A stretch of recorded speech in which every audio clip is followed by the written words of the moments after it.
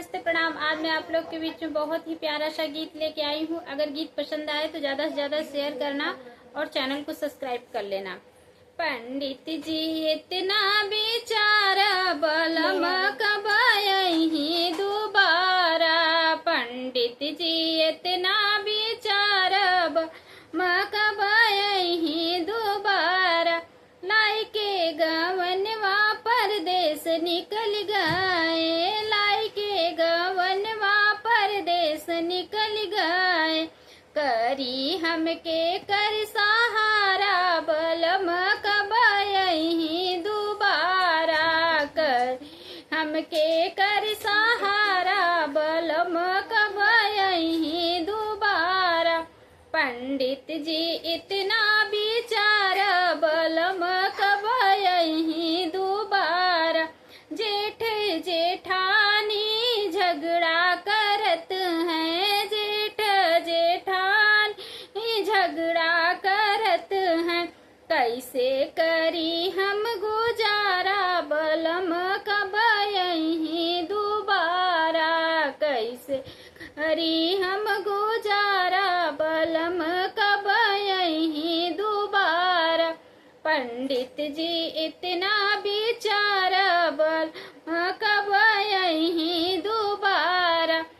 ननद देवर दोनों दुखदाई, ननद देवर दोनों दुखदाई, जिनके संग ना गुजारा बलम कब यही दोबारा, जिनके संगे ना गुजारा बलम कब यही दोबारा, पंडित जी इतना बेचारा बलम कब यही दोबारा, एही महीनवा जऊ तबे दर्दी,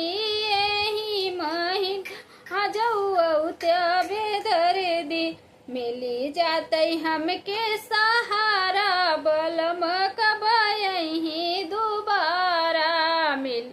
जाते हमके सहारा बलम कब यही दोबारा,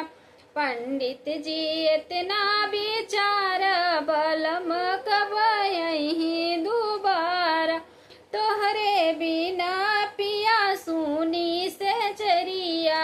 तोहरे बिना पिया सुनी से जरिया, रात दिन गिनी दिन तारा बलम कब यही दोबारा, रात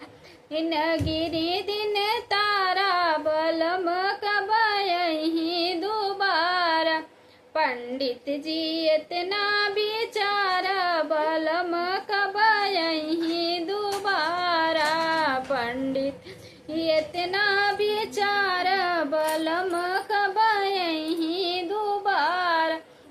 अगर गीत पसंद आए तो चैनल को सब्सक्राइब कर लेना और ज़्यादा से ज़्यादा गीत को शेयर करना और अपना प्यार दुलार आशीर्वाद बनाए रखना।